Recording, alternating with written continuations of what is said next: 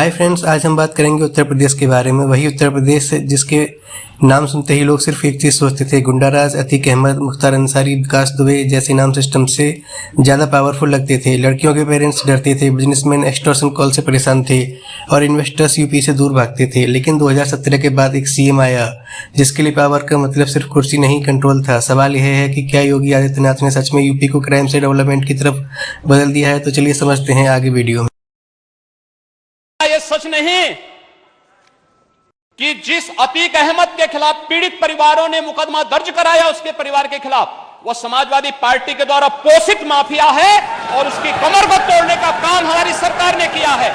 और फिर मैं कह देता हूं, इसी हाउस से कह रहा हूं, इस माफिया को मिट्टी में मिला देंगे।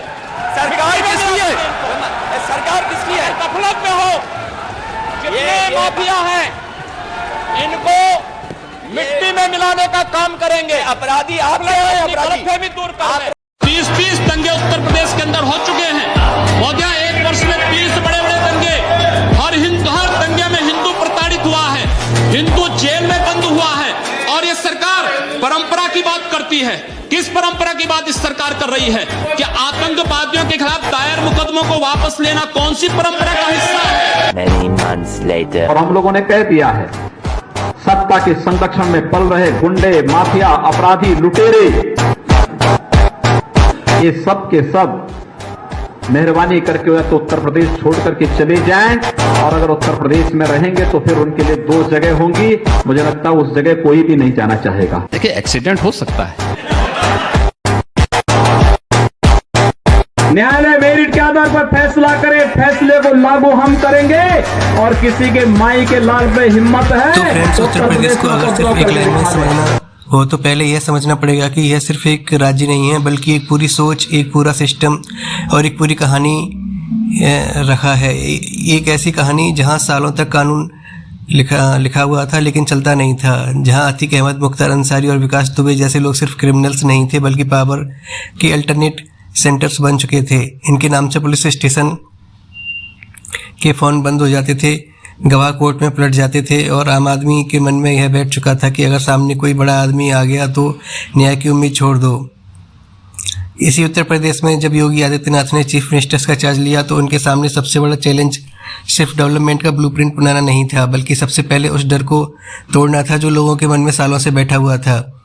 योगी आदित्यनाथ का गवर्नेंस स्टाइल शुरू से ही अलग रहा है। उन्होंने कभी यह नहीं कहा कि पहले डेवलपमेंट होगा फिर लॉ एंड ऑर्डर ठीक होगा। उनका मानना था कि जब तक कानून स्ट्रांग नहीं होगा तब तक विकास सिर्फ एक पोस्टर और स्पीच तक लिमिटेड रहेगा। इसलिए उन्होंने पहले और सबसे strong focus law and order पर रखा। पुलिस और एडमिनिस्ट्रेशन को पहली बार यह कॉन्फिडेंस मिला कि अगर वो क्रिमिनल्स के खिलाफ खड़े होंगे तो उनका ट्रांसफर या सस्पेंशन नहीं बल्कि उनका सपोर्ट होगा। यह वही मोमेंट था जहां से यूपी में पावर का बैलेंस धीरे धीरे शिफ्ट होना शुरू हुआ। विकास दुबे का केस इस बदलाव का सबसे बड़ा सिंबलिक एग्जाम्पल बन गया। एक ऐसा क्रिमिनल जो इतना फियरलेस हो चुका था कि पुलिस स्टेशन पर हमला कर सकता था, ऑफिसर्स को शहीद कर सकता था और फिर भी खुद को सिस्टम से ऊपर समझता था। जब उसका नेटवर्क डिसमेंटल हुआ तो वो सिर्फ एक आदमी के एंड नहीं था बल्कि एक एरा का एंड था। एक ऐसा एरा जहाँ क्रिमिनल्स यह मान चुके थे कि वो पकड़े नहीं जा सकते। इस एक इंसिडेंट ने पूरे यूपी में एक क्लियर मैसेज भेजा, कानून को चैलेंज करना का मतलब है स्टेट पावर से सीधा टकराव। इसी तरह अतीक अहमद और मुख्तार अंसारी जैसे माफिया लीडर्स जिनके नाम से पूरा शहरों में खामोशी छा जाती थी, उनके खिलाफ एक्शन सिर्फ जेल तक सीमित नहीं रहा। योगी सरकार ने यह समझा कि असली पावर सिर्फ गन में नहीं, पैसे और ज़मीन में होती है। इसलिए जब उनकी इलीगल प्रॉपर्टीज़ पर बुलडोजर चला तो वह सिर्फ बिल्डिंग गिराना नहीं था बल्कि पूरे क्रिमिनल इकोसिस्टम्स के रीढ़ को तोड़ देना था। बुलडोजर एक तरह से एक चलती फिरती वार्निंग बन गया। जो कानून से ऊपर खड़ा होने की कोशिश करेगा उसकी ज़मीन, उसका शो ऑफ पावर सब मिट्टी में मिल जाएगा। इसका साइकोलॉजिकल इम्पैक्ट सिर्फ क्रिमिनल्स पर नहीं बल्कि पूरे समाज पर पड़ा। जैसे जैसे गुंडों के खौफ कम होता गया वैसे वैसे आम लोगों का कॉन्फिडेंस बढ़ता गया। सबसे पहले इसका असर लड़कियों और महिलाओं की ज़िंदगी में देखा। जो पेरेंट्स पहले शाम के बाद बेटियों को घर से बाहर भेजने से डरते थे, उन्होंने धीरे धीरे यह महसूस किया कि स्टेट उनके साथ खड़ी है। Anti Romeo squads, fast police response और जीरो टॉलरेंस अप्रोच ने यह क्लियर कर दिया कि यूपी में वुमेन सेफ्टी अब एक फॉर्मल लाइन नहीं है बल्कि ग्राउंड रियलिटी बन चुकी है। यह चेंज शायद हेडलाइंस में ज़्यादा लाउड ना हो लेकिन सोसाइटी के लिए यह सबसे गहरा बदलाव होता है। लॉ एंड ऑर्डर का यह स्ट्रॉन्ग बेस ही वो वजह बना जिस पर यूपी का डेवलपमेंट खड़ा हुआ, क्योंकि जब क्राइम कंट्रोल में आता है तभी इन्वेस्टर्स आता है, तभी फैक्ट्री लगती है, तभी रोड बनती है। जेवर इंटरनेशनल एयरपोर्ट जैसे मेगा प्रोजेक्ट पहले सिर्फ प्लानिंग फाइल्स में अटके रहते थे, क्योंकि लैंड एक्विजिशन और लोकल इंटरफेरेंस सबसे बड़ी प्रॉब्लम होती थी। लेकिन जब एडमिनिस्ट्रेशन ने यह प्रूव कर दिया कि कानून के रूल चलेगा, तब जेवर एयरपोर्ट का सपना नहीं बल्कि रियलिटी बनने लगा। यह एयरपोर्ट सिर्फ फ्लैट्स के लिए नहीं बल्कि वेस्टर्न यूपी के लिए जॉब्स, इंडस्ट्री और ग्लोबल कनेक्टिविटी का दरवाज़ा है। इसी तरह एक्सप्रेसवेज का नेटवर्क यूपी के डेवलपमेंट का साइलेंट बैकबोन बन गया। आगरा, लखनऊ, पूर्वांचल, बुंदेलखंड और गंगा एक्सप्रेसवे, यह सब सिर्फ रोड प्रोजेक्ट्स नहीं हैं, यह वो आर्टरीज हैं जो इकोनॉमी को चलाती हैं। जब रोड स्मूथ होती है, ट्रैवल टाइम कम होता है, लॉजिस्टिक्स फास्ट होती है और इमरजेंसी रिस्पांस बेहतर होता है। यह सब तब पॉसिबल होता है जब कंस्ट्रक्शन के दौरान माफिया इंटरफेरेंस ना हो और लॉ एंड ऑर्डर स्ट्रांग हो।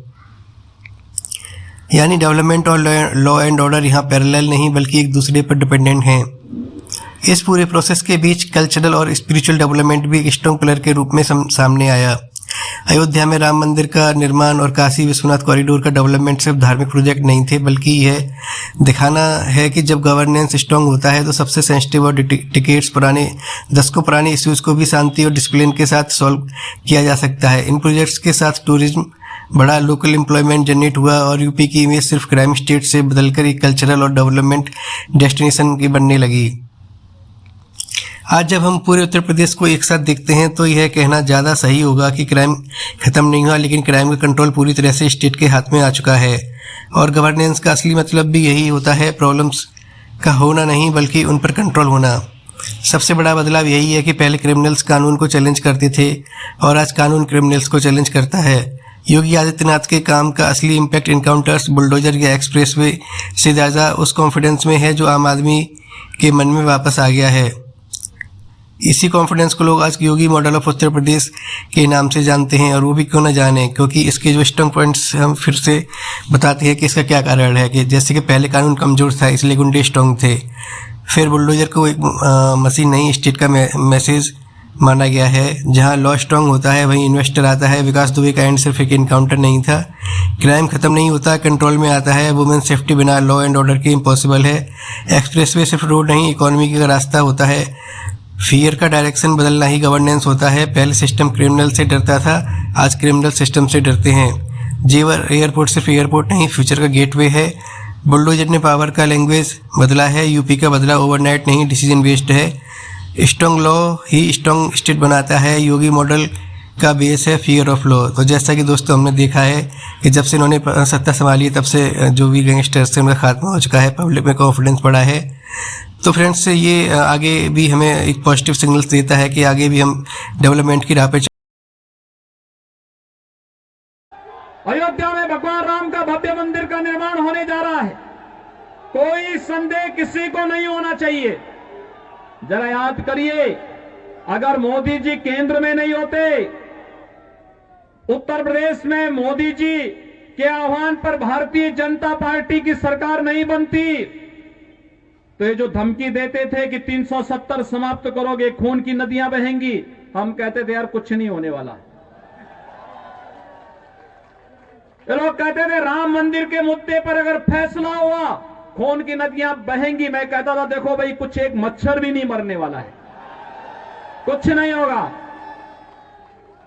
न्यायालय मेरिट के आधार पर फैसला करे, फैसले को लागू हम करेंगे, और किसी के माई के लाल पे हिम्मत है उत्तर प्रदेश में उपद्रव करके। तो फ्रेंड्स, इस पूरी कहानी का सबसे बड़ा सच यही है कि उत्तर प्रदेश का बदलाव सिर्फ एक सरकार या एक आदमी का नहीं लगता, बल्कि एक पूरी सोच का बदलाव लगता है। यह बात सिर्फ अतीक मुख्तार या विकास दुबे जैसे नामों के ख़त्म होने की नहीं है, बल्कि उस सिस्टम के ख़त्म होने की है जहां क्राइम को नॉर्मल मान लिया गया था। योगी आदित्यनाथ का टेनर में पहली बार कानून ने अपनी जगह वापस ली है, बिना झुके, बिना कंफ्यूज हुए। इस बदलाव का असली मतलब यह नहीं है कि यूपी में प्रॉब्लम्स नहीं बची, बल्कि यह है कि प्रॉब्लम्स से निपटने का एक क्लियर और डायरेक्शन दिखाई देता है। और गवर्नेंस का मतलब शायद यही होता है, परफेक्ट होना नहीं बल्कि अकाउंटेबल होना। आज जब कोई लड़की बिना डरे कॉलेज जाती है, कोई बिजनेसमैन बिना एक्सटॉर्शन कॉल के अपना काम करता है, जब कोई इन्वेस्टर यूपी में प्रोजेक्ट लगाने का रिस्क लेता है, तो उसके पीछे सिर्फ एक पॉलिसी नहीं होती बल्कि एक एटमॉस्फेयर होता है, फियर ऑफ लॉ का एटमॉस्फेयर। यह वही एटमॉस्फेयर है जहाँ डेवलपमेंट सिर्फ कंक्रीट और स्टील तक सीमित नहीं रहता बल्कि कॉन्फिडेंस, सेफ्टी और डिग्निटी तक पहुँचता है। एक्सप्रेसवेज, एयरपोर्ट, मंदिर कॉरिडोर्स, यह सब एक बदलाव का विजिबल सिंबल है, लेकिन असली ट्रांसफॉर्मेशन इनविजिबल होता है जो लोगों के मन में होता है। शायद इसलिए आज उत्तर प्रदेश को सिर्फ एक क्राइम स्टेट के रूप में याद करना पॉसिबल नहीं रहा। यह अब एक एक्सपेरिमेंट है, स्ट्रॉन्ग लॉ एंड ऑर्डर के साथ डेवलपमेंट का एक्सपेरिमेंट। इस एक्सपेरिमेंट से कोई पूरी तरह एग्री करे या डिसएग्री, लेकिन इस बात को नज़रअंदाज करना मुश्किल है कि पावर का बैलेंस बदल चुका है। पहले गुंडे कानून को चैलेंज करते थे, आज कानून गुंडों को चैलेंज करता है, और जब यह बैलेंस ठीक होता है तब एक राज्य सिर्फ चलना नहीं शुरू करता बल्कि आगे बढ़ना शुरू करता है।